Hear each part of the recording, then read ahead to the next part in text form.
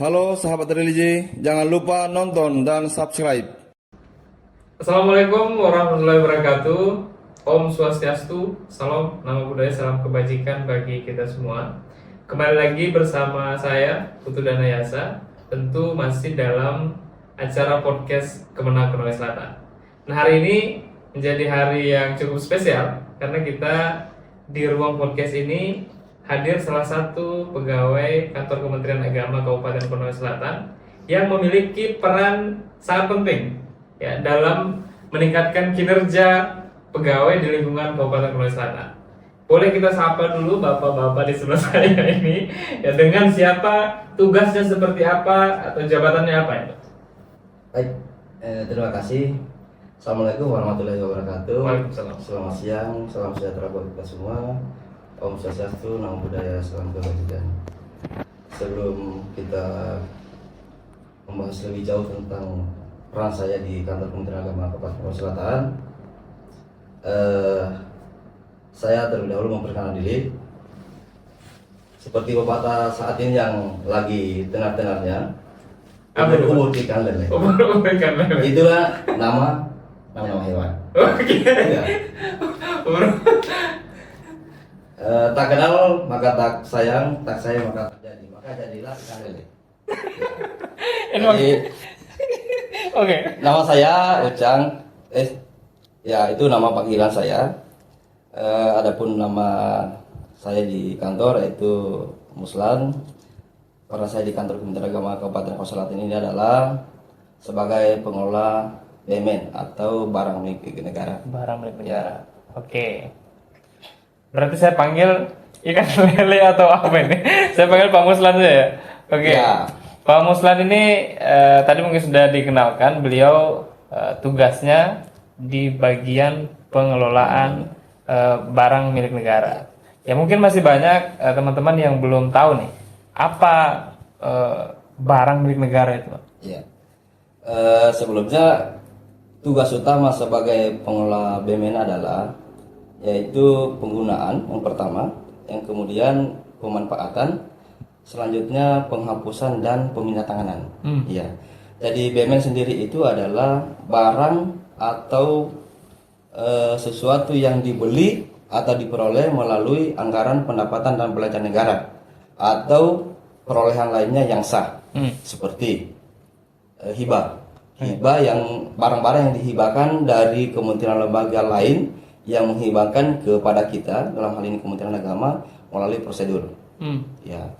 Adapun barang-barang yang kita kelola dalam hal ini BUMN yaitu seperti tanah, peralatan mesin seperti kendaraan roda 2 maupun roda 4, kemudian gedung dan bangunan, aset tetap lainnya, dan lain-lainnya yang termasuk dalam barang milik negara. Ya.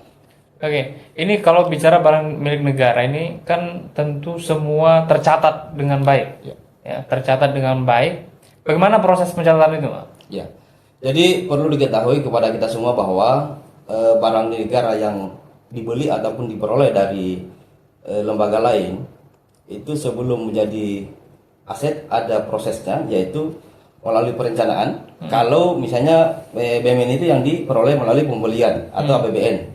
Jadi sebelum jadi aset itu ada perencanaan melalui perencanaan, ya itu bagian tersendiri juga. Kemudian setelah perencanaan keluarlah DIPA atau RKKL. Ketika keluar RKKL dan diakomodir apa yang kita usulkan dari perencanaan itu, maka dilakukan pembelian. Nah, setelah pembelian, apakah pembelian ini melalui pembelian secara langsung atau melalui kontrak? Nah, biasanya itu kalau melalui kontrak itu yang berhubungan tentang gedung dan bangunan. Itu ada proses-prosesnya. Nah, setelah itu kita lakukan penginputan melalui, kalau dulu itu ada BUMN, aplikasi BUMN. Nah, sekarang berubah menjadi Sakti. Oke, Nah, khusus berarti sudah ada aplikasinya. Ya, Sakti ini ada sudah termasuk semuanya, tapi ada beberapa operator-operator di dalamnya juga. Jadi kita mengikuti situ melalui, misalnya kalau barang-barang yang dibeli secara langsung yaitu pembelian, itu kita masukkan ke dalam aplikasi itu sehingga menjadi aset. Itu setelah pembelian itu. Keluar SP2D-nya kemudian kita input ke dalam situ. Oke, jadi memang kalau barang negara ini harus tercatat dengan detail ya. Iya. Jadi harus tercatat. Nah, setelah tercatat, ini kan jumlah barangnya mungkin cukup banyak ya. Iya. Jadi cukup banyak. Ada tidak ini, Pak? Apa namanya? Pengawasan tentang penggunaan barang itu. Tentu kan kalau barang negara ini tidak boleh dipakai sembarangan. Iya. Ya. Misalkan barang berupa mesin tadi misalkan, atau mungkin alat-alat teknologi dan lain sebagainya. Setelah diberikan ke masing-masing satker itu, ada tidak pengawasan tentang itu? Ya, jadi setelah dilakukan penginputan melalui aplikasi Sakti tadi, ada namanya pengawasan dan pengendalian. Oke. Nah, disinilah perannya pengawasan. Jadi setiap per triwulan itu kita lakukan pengawasan dan pengendalian yang dikenal dengan Wasdal. Itu ada menu tersendiri di dalam pengawasan dan pengendalian itu. Jadi salah satunya di situ di dalam ada menu pemindatanganan, pengawasan, pemanfaatan. Oh, di dalam aplikasi itu? Iya. Oke, berarti sudah sangat lengkap ya. Iya. Jadi tidak hanya barangnya diberikan, Iya. tetapi pengawasannya juga tercatat dengan rapi. Iya. Ya. Nah, terakhir ini, kalau berbicara barang milik negara, ketika barang itu misalkan sudah rusak, atau mungkin barang itu sudah tidak dapat digunakan lagi, Ya. ya bagaimana itu, Pak? Apakah bisa langsung dikembalikan atau mungkin menjadi hak milik saya pribadi misalkan? Ya, maka dari situ setelah seperti tadi yang saya jelaskan ada pembelian kemudian kita menginput di dalam penginputan melalui aplikasi itu. Nah, setelah kita menginput ada namanya pemeliharaan. Nah, di dalam aplikasi Wasdal ini ada menu pemeliharaan. Nah, disitulah kita lakukan pemeliharaan BMN yang sudah ada, yang sudah menjadi aset kita, maka dipelihara. Nah, ketika barang tersebut sudah habis masa pemeliharaan atau sudah tidak layak lagi untuk digunakan dengan masa tertentu, maka dilakukanlah penghapusan. Nah, di dalam penghapusan di sini juga ini butuh proses.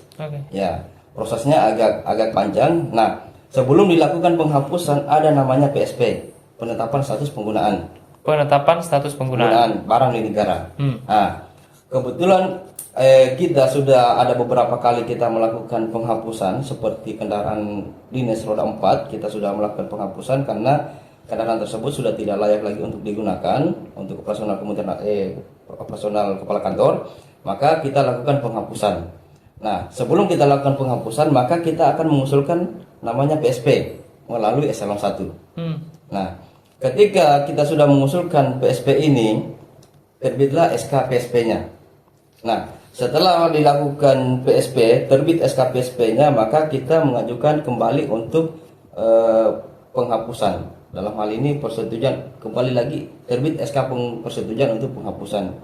Nah, ini panjang prosesnya. Jadi setelah ada persetujuan, kemudian kita lakukan lelang. Setelah lelang, terbit risalah lelang dan kita mengajukan kembali untuk penerbitan SK penghapusan. Nah, ketika terbit SK penghapusan yang kedua ini yang sudah dilakukan lelang dan sudah ada pemenang, bahkan sudah kita jual, seperti yang kemarin kita jual kendaraan dinas roda 4, maka dari SK itu kita kembali menginput di dalam aplikasi. Oke, terinput lagi. Ya, kita input lagi di aplikasi, ada namanya aplikasi SIMAN. Sistem Informasi Manajemen Akuntansi Negara. Oke. Ya, di situ kita input kembali sehingga barang tersebut akan hilang dari aplikasi yang aset yang sudah ada. Jadi dia kembali hilang di dalam aplikasi itu. Karena kita sudah menginput hasil lelang tadi. Gitu. Baik, pemirsa Kemenak Konsel. Jadi sedemikian rupa ya, kalau kita berbicara tentang barang milik negara ini memang ada regulasinya, ada aturan-aturan kita menggunakan barang itu, dan sangat-sangat detail tadi dijelaskan.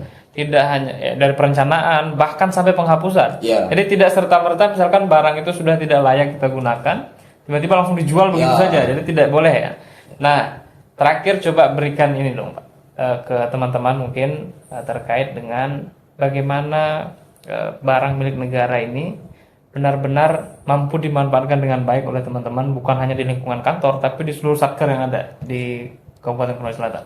Ya, jadi setelah kita mendapatkan aset tersebut, dalam hal ini BMN, seperti penggunaan laptop, di situ kita akan keluarkan namanya SIP. Ya, baik laptop, kendaraan roda 2 atau roda 4 dan lain-lainnya yang berhubungan masalah BMN, itu kita akan lakukan penerbitan namanya SIP. SIP ini surat izin pemakai. Nah, di dalam SIP itu sudah ada tertuang beberapa poin yang harus disetujui dan ditandatangani pada beberapa pihak, dalam hal ini KPB. KPB ini adalah kuasa pengguna barang, dalam hal ini kepala kantor, dengan si pemakai. Nah, ketika terjadi sesuatu, misalnya barang yang digunakan ini hilang, kita tidak minta-minta hilang, maka si pemakai ini wajib untuk EGR, dalam hal ini ganti rugi. Oke, untuk ganti mengembalikan dia. Nah, ini untuk pemanfaatan kepada pegawai Kementerian Agama, khususnya kita di Kabupaten Tangerang Selatan, itu sangat penting di mana kita untuk menunjang kinerja kita di dalam bekerja. Apalagi BMN ini sangat berperan penting di dalam pencapaian Kementerian Agama, dalam hal ini PTP. Nah, kita ketahui di tahun-tahun sebelumnya BMN ini masih pengelolanya masih di bawah. Apalagi pada saat itu aplikasi yang menata ini barang milik negara belum memadai. Sehingga dari tahun ke tahun dilakukan perbaikan, dan akhirnya kita alhamdulillah Kementerian Agama ini sudah beberapa kali mencapai PTP. Itu tidak terlepas dari pengelolaan barang milik negara yang mulai baik. Seperti itu. Baik, terima kasih Pak Muslan. Jadi sudah berbagi banyak hal ini terkait dengan barang milik negara. Yang jelas segala aset yang diberikan oleh negara ini harus dimanfaatkan dengan baik ya. Jadi jangan sampai barang-barang yang sudah diberikan oleh negara untuk menunjang kinerja kita justru kita salah gunakan. Apalagi sampai hilang tadi. Ya. Jadi tiba-tiba barangnya hilang, ternyata dijual dan lain sebagainya. Nah, itu yang berbahaya. Jadi mari kita gunakan alat-alat atau barang-barang milik negara ini dengan baik, sehingga kinerja kita juga meningkat dengan barang-barang yang diberikan oleh negara. Jadi negara sudah memberikan aset yang dengan sangat luar biasa. Mari kita manfaatkan itu dengan baik. Mungkin itu saja pembahasan kita hari ini.